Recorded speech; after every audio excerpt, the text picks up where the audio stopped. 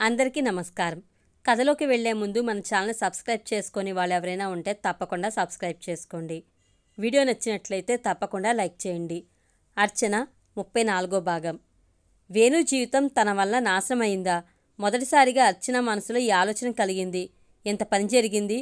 తను తన కోణం నుంచి ఆలోచించింది ఇంతకాలం. కానీ వేణు స్థానంలో నిలబడి ఆలోచించలేదు. ఎందుకింత మూర్ఖురాలైంది? అయ్యో, తను ఎప్పుడో విడాకులు ఇచ్చేసి ఉండాల్సింది. ఈ పాటికి వేణు హాయిగా పిల్లాపాపలతో కలకలాడుతూ ఉండేవాడు. ఒక స్నేహితుడుగా కూడా తను అతన్ని భావించలేకపోయిందా? స్నేహితుల బాగు కోరుకోవడం సంస్కారం కదా. మాధవి ఇంత దూరం వచ్చి తనతో వ్యక్తిగత విషయాలు చర్చించడం వలన ఆమెకొచ్చిన లాభమేంటి? కేవలం స్నేహితుల శ్రేయస్సు కోరి అటు వేణుకి ఇటు తనకి ఏదో మంచి చేయాలన్న తపన కదా. తనలో ఆ సంస్కారం, ఆ మానవత్వం కొరవడ్డానికి కారణమేంటి? తప్పు చేసింది, చాలా తప్పు చేసింది. దేవుళ్లాంటి కృష్ణస్వామి గారు పోయారా? ఎంత మంచి వ్యక్తి. అలాంటి వ్యక్తిని మళ్ళీ కలుసుకోలేదు. పాపం ఆవిడ తాయారమ్మగారు పార్వతీదేవిలా కలకల్లాడుతూ ఉండే ఆవిడ వదన ఎలా ఉందో. అర్చనకి గుండె నిండా దుఃఖం పేరుకుంది. ఆవిడని చూడాలనిపించింది. బాబుని వాళ్ళు ఆదరించకపోయి ఉంటే తనకి మహాపాపం అంటేది. తన్ని పాప విముక్తురాలని చేసిన ఆ పుణ్యదంపతులకి తనేం చేసింది? అర్చన అనూహ్యంగా మాధవి ఒళ్ళో తలదాచుకుని వెక్కి వెక్కి అడవసాగింది. అనుకోని ఆ సంఘటనకి బిత్తరపోయిన మాధవి కలవరంగా అడిగింది. అర్చన, అర్చన, ఏం జరిగింది? నేను బాధ పెట్టానా? సారీ అర్చన, సారీ, ప్లీజ్ ఊరుకో. అర్చన కాదన్నట్టు తలాడిస్తూనే ఏడవసాగింది. కొద్ది నిమిషాలు అలా ఏడుస్తూ ఉండిపోయిన అర్చన నెమ్మదిగా లేచి పద పడుకుందాం అంది వెక్కుతూ. మాధవి మరేం మాట్లాడకుండా ఆమెని పొదివి పట్టుకుని లోపలికి నడిపించింది. మర్నాడు అర్చన దగ్గర సెలవు తీసుకుని మాధవి దంపతులు హైదరాబాద్ బయలుదేరారు. బొట్టు పెట్టి పట్టుచీర ఇచ్చింది అర్చన మాధవికి. పిల్లలిద్దరికీ చెరో 5,000 చెక్ ఇచ్చింది. మాధవి ఇంటి ఫోన్ నెంబర్, సెల్ నెంబర్ తీసుకుంది. వాళ్ళు వెళ్ళాక భారమైన మనసుతో ఆఫీస్కి వెళ్ళిపోయింది. నీలవేణికి మరో సంబంధం చూశాడు వేణు. ఆ అబ్బాయి ఎయిర్టెల్ మొబైల్ కంపెనీలో పనిచేస్తున్నాడు. తల్లి, తండ్రి, 2 అక్కలు ఉన్నారు. చాలా మామూలు కుటుంబం. నీలవేణిని చూడగానే కుటుంబ సభ్యులందరికీ అమ్మాయి నచ్చింది. ఆమె పేరున తను వేసిన ఫిక్స్డ్ డిపాజిట్ వివరాలు చెప్పాడు వేణు. పెళ్లి చేతనైనంతలో ఘనంగానే చేస్తానని మాట ఇచ్చాడు. కన్యాదానం లాంటి ఫార్మాలిటీస్ లేకుండా రిజిస్టర్ ఆఫీసులో పెళ్లి చేసి గ్రాండ్గా రిసెప్షన్ ఏర్పాటు చేస్తానన్నాడు. పెళ్లి కొడుక్కి సూటు, వాచి, ఉంగరం ఇవ్వడానికి ఒప్పుకున్నాడు. నీలవేణి కూడా మౌనంగానే తన అంగీకారం తెలిపింది. ఆమెకిప్పుడు ఎప్పుడెప్పుడు ఇంటి నుంచి వెళ్ళిపోవాలా అనే ఆరాటం మొదలైంది. శాశ్వతంగా తన ఇంట్లో ఉండడం అసంభవం. అమ్మగారు ఉన్నంతకాలం కనీసం ఒక పని మనిషిగా అయినా తన ఇంట్లో ఉండగలదు. ఆవిడకేదన్నా అయితే తన పరిస్థితి ఏంటి? వేణుబాబు గారి పెళ్ళైతే వచ్చి ఆవిడ తన్ని ఇంట్లో నుంచి వెళ్ళగొట్టడం ఖాయం. అప్పుడు ఎక్కడికి వెళ్ళాలి? ఏం చేయాలి? అందుకే నీలవేణి తన్ని పెళ్లి చేసుకోవడానికి ఎవరు ముందుకు వచ్చినా అంగీకరించాలని నిర్ణయించుకుంది. వచ్చేవాడు కుంటివాడైనా, గుడ్డివాడైనా, వృద్ధుడైనా తనకో నీడనిచ్చేవాడు అయితే చాలు. కానీ దేవుడు దయతల్చి ప్రస్తుతం వచ్చినవాడు బాగానే ఉన్నాడు, చాలు, ఈ మాత్రం చాలు. మాధవి చేత అడిగించాడు వేణు. ఆ అమ్మాయికి ఇష్టమేనా తెలుసుకో మాధవి అంటూ. మనస్ఫూర్తిగా చెప్పు వేణి అని అడిగిన మాధవికి నవ్వుతూ చెప్పింది. ఇష్టమే అక్క, వీలైనంత త్వరగా ముహూర్తం పెట్టించండి. మాధవి విస్తుపోయి చూసింది. ఎందుకు? ఏం జరిగింది? విసుగ్గా ఉందా ఇక్కడ? అదేం లేదక్క, ఊరికినే. మళ్ళీ ఈ సంబంధం కూడా తప్పిపోకుండా త్వరగా పెళ్ళైపోతే బాగుంటుంది కదా. మాధవి నవ్విందే కానీ ఆమెకెందుకో నీలవేణి మనసు గాయపడిందనిపించింది. వేణుతో చెప్పింది. ఆ అమ్మాయి ఒప్పుకుంది వేణు. వీలైనంత త్వరగా ముహూర్తం పెట్టించు. వేణు అమ్మాయ అని ఊపిరి పీల్చుకున్నాడు. ఆ తర్వాత చకచకా మిగతా ఏర్పాట్లు చేశాడు వేణు. నెల ముందుగా రిజిస్టర్ ఆఫీస్లో అపాయింట్మెంట్ తీసుకున్నాడు. ఈ లోపల అర్చన మాధవికి వేణుతో తనకెలాంటి సంబంధం లేదని, అతను ఎవరిని వివాహం చేసుకున్నా తనకు అభ్యంతరం లేదని లెటర్ పంపించింది. మాధవి మనసు కలుక్కుమన్నా పోనీలే, వేణు జీవితం సెటిల్ అయిపోతుందని ఊపిరి పీల్చుకుంది. నీలవేణి పెళ్ళయ్యాక ఆ లెటర్ విషయం వేణుకి చెప్పచ్చులేమ్మని ఊరుకుంది. అంతకుముందు పెళ్లి కోసం కొన్న పట్టుచీరలు వాడలేదు కాబట్టి మళ్ళీ కొత్త చీరలు కొనే అవసరం రాలేదు. కాకపోతే మెడలోకి సూత్రం గొలుసు కొనమని మాధవికి డబ్బులిచ్చాడు వేణు. నీలవేణిని తీసుకుని వెళ్ళి ఆమెకి గొలుసు కొన్నది మాధవి. తాయారమ్మ ఆరోగ్యం కొంచెం కుదుటపడింది. అందుకు నీలవేణే కారణం. ఆమె తీసుకున్న శ్రద్ధ, ఆమె చేసిన నిరంతరాయ సేవలు ఆవిడ్ని మళ్ళీ మనిషిని చేశాయి. పూర్తిగా కాకపోయినా తన పనులు తాను చేసుకోగలుగుతుంది. ఆ విషయంలో మాత్రం అందరూ నీలవేణి పట్ల కృతజ్ఞత ప్రదర్శించారు. నీ దయతోటే ఆవిడ మామూలు మనిషి అయ్యారు వేణి అంది మాధవి. నా స్థానంలో ఎవరున్నా చేస్తారక్క, నాదేముంది అంది నిర్లిప్తంగా నీలవేణి. మామూలు ఆడపిల్లలు పెళ్ళంటే చాలా ఆనందంగా ఉత్సాహంగా ఉంటారు. నీ మొహం చూస్తుంటే నీకు ఈ పెళ్ళి ఇష్టం లేదేమో అనిపిస్తుంది. నిజం చెప్పు వేణి, మనస్ఫూర్తిగానే ఒప్పుకున్నావా? నీలవేణి సన్నగా నిట్టూర్చి అంది. నాకు పెళ్ళి అవుతుందో లేదో అనుకున్నాను. ఎవరో ఒకళ్ళు దయతో నన్ను చేసుకోవడానికి ముందుకొచ్చారు. ఇంక ఇష్టం ప్రసక్తి దేనికక్కా? అలా అనకు. నీకిష్టం లేకుండా చేయడం మాకెవరికీ ఇష్టం లేదు. అదేం లేదక్కా, ఒకసారి సంబంధం తప్పిపోయింది కదా అని మనసులో భయం గాబరాగా ఉంది. ఆ పరిస్థితులు అవి. అలా అని ఎప్పుడూ అలాగే జరగదు. తెలిసిందా? పిచ్చి ఆలోచనలు పెట్టుకోకుండా హాయిగా ఉండు, మృదువుగా మందలించింది మాధవి. ఆ తర్వాత నీలవేణిలో కొంచెం మార్పు గమనించి ఊపిరి పీల్చుకుంది మాధవి. కాకపోతే నీలవేణి అత్తగారింటికి వెళ్ళిపోతే తాయారమ్మ బాధ్యత, రిత్విక్ బాధ్యత ఎవరు తీసుకుంటారు? రిత్విక్ కూడా బాగా అలవాటైపోయాడు నీలవేణికి. వాడు గొడవేం చేయడు కదా. అదే విషయం ఓ రోజు వేణుతో చర్చించింది మాధవి. అలా అని ఆ అమ్మాయిని జీవితాంతం ఇక్కడ ఉంచుకోలేంగా మాధవి. చూద్దాం, ఇంకెవరైనా మేట్స్ దొరుకుతారేమో. అయితే సడన్గా కాకుండా కొంచెం నెమ్మది నెమ్మదిగా రిత్విక్ని డైవర్ట్ చేయాలి. అలా చేయాలంటే కొద్ది రోజులు నీలవేణి ఇంటికి వస్తూ పోతూ ఉండాలి అన్నాడు వేణు. వాళ్ళ అత్తగారితో మాట్లాడు వేణు. పరిస్థితి వివరించు. వాళ్ళు మంచివాళ్ళు, అర్థం చేసుకుంటారనుకుంటాను. నేను అదే ఆలోచిస్తున్నా. చూద్దాం, రేపు మాట్లాడతాలే అన్నాడు వేణు తల పంకిస్తూ. మరునాడే వేణు సికింద్రాబాద్ వెళ్ళాడు బ్యాంకు నుంచి. నీలవేణికి కాబోయే అత్తగారు వాళ్ళ ఇల్లు కూడా సికింద్రాబాదే అవడంతో కొంతకాలం పాటు అప్పుడప్పుడు వచ్చి తాయారమ్మని చూసుకోవడానికి అనుమతి ఇవ్వమని అడిగాడు వేణు పెళ్ళికొడుకు తండ్రిని. ఆయన పెద్ద మనసుతో, అదేంటండి, ఆ అమ్మాయి మీ అమ్మాయి. ఇంతకాలం ఆమెని ఆదరించి ఆశ్రయం ఇచ్చి ఇప్పుడు పెళ్లి చేస్తున్నారు. మీరెప్పుడు కావాలంటే అప్పుడు తీసుకెళ్ళండి అన్నాడు. వేణు గుండెల మీద నుంచి బరువు దింపినట్టు అయింది. థ్యాంక్స్ చెప్పాడు.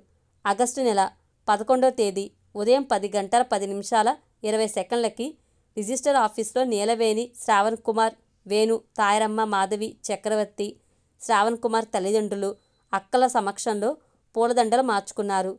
వేణు, చక్రవర్తి సాక్షి సంతకాలు చేశారు. నీలవేణి తాయారమ్మ పాదాల మీద వాలిపోయింది. ఆమె కళ్ళ నుంచి రాలిన కన్నీళ్లు ఆవిడ పాదాలను అభిషేకించాయి.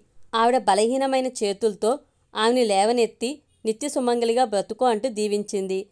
మాధవి నీలవేణి ఆప్యాయంగా కౌగిలించుకుని, కంగ్రాట్స్ వేణి, మంచి గృహిణిగా పేరు తెచ్చుకో. అలాని గృహహింసని మాత్రం భరించుకో అంది. అలాంటివి మా ఇంట్లో ఉండవండి అంది శ్రావణ్ కుమార్ అక్కయ్య సరోజ. నాకు తెలుసు, మీ స్వచ్ఛమైన మనసులే అందుకు సాక్ష్యం అంది మాధవి నవ్వుతూ. ఆ తర్వాత అందరూ కలిసి హోటల్లో లంచ్ చేసి ఇంటికి వచ్చారు. ఆ సాయంత్రం రిసెప్షన్ ఇంట్లోనే ఏర్పాటు చేశాడు. ఇల్లంతా సీరియల్ బల్బులతో, పూలదండలతో డెకరేట్ చేయించాడు. క్యాటరింగ్ ఆర్డర్ చేశాడు. చాలా రోజుల తర్వాత ఇల్లంతా కలకలాడింది. తాయారమ్మ పట్టుచీర కట్టుకుని అలా నట్టింట్లో కూర్చుని ఉంటే అందరి మనసులు ఆహ్లాదంగా మారాయి. రిసెప్షన్ సమయం దగ్గర పడుతుండగా అంది తాయారమ్మ. వేణి, బట్టలు సామాను సర్దుకున్నావా? ఆవిడ కోసం సగ్గుజావ తీసుకొచ్చిన నీలవేణి లేదన్నట్టుగా తలాడించింది. వెళ్ళు సర్దుకో. ఈ పనులన్నీ పక్కన పెట్టు. ఆనక వాళ్ళు తొందర పెడితే కంగారులో అన్నీ మర్చిపోతావు. వెళ్ళు. అలాగేనమ్మా. ఆవిడ జావ తాగిన గిన్నె తీసుకుని లోపలికి వెళ్ళిపోయింది. కొద్ది నిమిషాల తర్వాత నీలవేణి తన గదిలోకి వెళ్ళి బట్టలు సామాను సర్దుకోసాగింది. అలా సర్దుకుంటుంటే ఆమెకి కన్నీళ్ళాగలేదు. ఈ ఇంటితో తనకి ఇంకా రుణం తీరిపోయిందా? ఇక నుంచి తన ఇంటికి ఓ పరాయి దానిలా రావాలా? ఇంతకాలం ఎవరూ తన్ని పరాయిగా చూడలేదు. ఇక ముందు తనకి ఇల్లు పరాయి ఇల్లు. గది మధ్యలో నిలబడి చుట్టూ కళ్ళతో తడిమి తడిమి చూసుకుంది. వెనక్కి తిరిగి తను నడిచి వచ్చే వరండా, మెట్లు చూసింది. బాల్కనీలోకి వచ్చి పెరట్లోకి చూసింది. ఈ మొక్కలన్నీ తను నాటినవే, తను పెంచినవే. రిత్విక్, కౌశిక్ ఆడుకుంటున్నారు. రిత్విక్ని ఈ చేతులతో పెంచింది. వాడి ఉచ్చలు, పీతులు తీసింది. వాడు తన బట్టల మీద వాంతులు చేశాడు. అన్నీ ఆనందంగా భరించింది. ఇంకా వాడితో తనకేం సంబంధం లేదా? అసలు తనెందుకు వేరే వాళ్ళని పెళ్లి చేసుకోవడానికి ఒప్పుకుంది? వేణుబాబునే పెళ్లి చేసుకుని ఉంటే ఎంత బాగుండేది. వేణి, మాధవి పిలుపుకి తుల్లిపడి కంగారుగా చూసింది. తన మనసులో కలిగిన ఆలోచన ఈమెకు తెలిసిందా? ఏం చేస్తున్నావు? అడిగింది మాధవి ఆమెకి దగ్గరగా వస్తూ. ఏం లేదక్క, నా సామాను సర్దుకుంటున్నాను. ఓ, బాధగా ఉందా? ఆప్యాయంగా అడిగింది. నీలవేణికి దుఃఖం ఆగలేదు. వెక్కి వెక్కి ఏడ్చింది. మాధవి కళ్ళు కూడా చెమర్చాయి. ఏడవకు, వస్తూ ఉంటావుగా. ఇక్కడికి దగ్గరే మీ అత్తగారిల్లు. నీలవేణి వెక్కుతో అంది. నేను రావచ్చా మళ్ళీ ఇంటికి? అదేంటి వేణి, ఎవరు రావద్దంటారు నిన్ను? నువ్వు ఇంటి ఆడపడుచువి. ఎప్పుడు కావాలంటే అప్పుడు రావచ్చు, రావాలి కూడా. నీలవేణికి ఆ మాటలు గుండెల మీద పన్నీరు చిలికినట్టు అనిపించాయి. హాయిగా నిట్టూర్చింది. పద, కిందకెళ్దాం. నిన్ను తయారు చేస్తాను రిసెప్షన్కి అంది మాధవి. వస్తాను, మొహం కడుక్కుని వస్తాను అంది నీలవేణి. సరే నేను వెళ్తాను వచ్చే అంటూ మాధవి కిందకెళ్ళిపోయింది. నీలవేణి మొహం కడుక్కుని జడ వేసుకుని తయారై కిందకి వచ్చింది. నెమలికంఠం రంగు పట్టుచీర ఇచ్చి వెళ్ళి ఇది కట్టుకురా, కళ్యాణం బొట్టు పెడతాను అంది మాధవి. నీలవేణి మౌనంగా ఆ చీర అందుకుని తిరిగి పైకి వెళ్ళి చీర కట్టుకుని వచ్చింది. మాధవి తాయారమ్మ బొమ్మలా వచ్చి ఎదురుగా నిలబడ్డ నీలవేణిని ముగ్ధులైనట్టుగా చూడసాగారు. ఎంత బాగుంది ఈ అమ్మాయి, ఈమెకి పరాయి సంబంధం చూసి పొరపాటు చేశామా, అనవసరంగా ఈమెని ఇంటి నుంచి పంపిస్తున్నామా, కులగోత్రాల గురించి పక్కన పెడితే వేణుకి ఇంతకన్నా మంచి అమ్మాయి లభిస్తుందా, అయ్యో ఎంత పొరపాటు జరిగింది, అమ్మగారు దీవించండి. నీలవేణి పాదాలు తాకడంతో ఉలిక్కిపడిన తాయారమ్మ మనసులోని చెంపలు వాయించుకుంటూ దీర్ఘ సుమంగళి భవ అంటూ దీవించింది. ఆవిడ అలా అనగానే నీలవేణి బావురుమంది.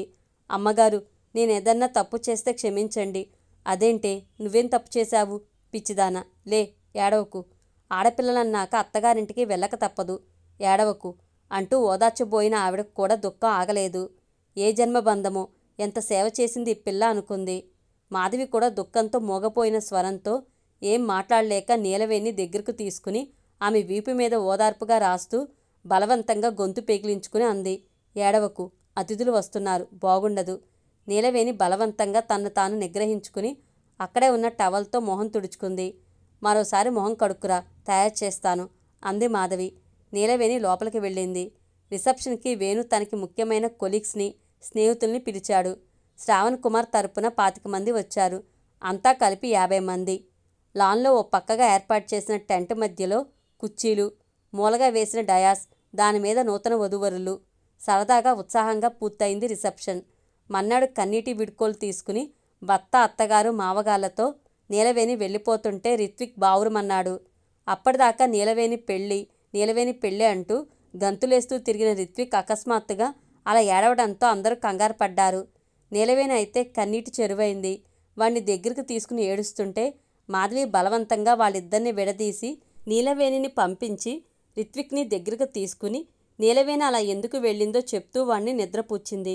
అర్చనకి తూర్పుగోదావరి జిల్లా కలెక్టర్గా పోస్టింగ్ వచ్చింది. అర్చన కల నెరవేరింది. అర్చన ఐఏఎస్.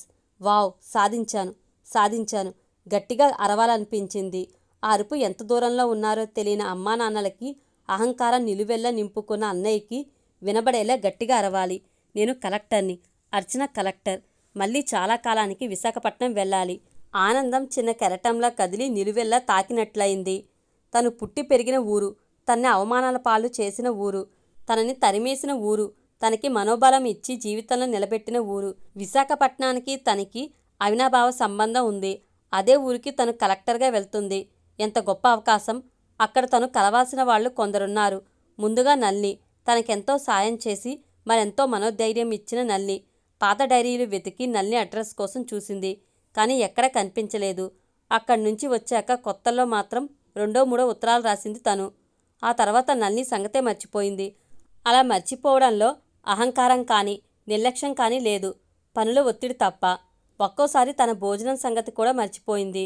ఇప్పుడు హఠాత్తుగా వెళ్ళి కలిస్తే నల్ని ఎలా రియాక్ట్ అవుతుందో, అసలు తను వెళ్ళగలదా? నల్ని అదే ఇంట్లో ఉందో ఎక్కడ ఉందో? ఆవిడ తనకి ఆశ్రయం ఇచ్చి ఆదరించిన తల్లి. ఆవిడ పేరు ఏం పేరు గుర్తు రావడం లేదు. ఇల్లు గుర్తుందిగా. ఆవిడ ఆ రోజు తన్ని సాగనంపుతూ అంది కూడా, కలెక్టర్ కాబోతున్నావు, మమ్మల్ని మర్చిపోతావా అని. మర్చిపోలేదని ఆవిడికి కనిపించి చెప్పాలి. కరెక్ట్, ఆవిడ పేరు పూనమ్మగారు. మాట పెడసరంగా ఉన్న మనసెంతో మంచిది. అర్చన ఆలోచిస్తుండగానే ఫేర్వెల్ పార్టీలు, మళ్ళీ పుష్పగుచ్చాలు, స్వీట్లు, అభినందనల పరంపరలు మొదలైనాయి. అక్షయ్ నుంచి బొకే వచ్చింది. కంగ్రాట్స్ అంటూ. అది చాలా అపురూపంగా దాచుకుంది అర్చన.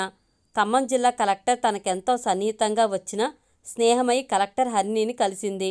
ఆమె చాలాసేపు అర్చనకి కలెక్టర్గా ఎలాంటి ఛాలెంజెస్ ఎదుర్కోవాలో, ఎలాంటి ఒత్తిళ్లు వస్తాయో అన్నీ విపులంగా చెప్పింది. చివరికి ఏం జరిగినా మీరు మాత్రం చెల్లించకండి. మనం ఎంత గంభీరంగా ఉంటే ఎదుటి వాళ్ళు అంత భయపడతారు. మీరు భయపడినట్టు వాళ్ళు గుర్తించారంటే చెవులకి తాటాకులు కడతారు. Be careful, all the best అంటూ అభినందించింది.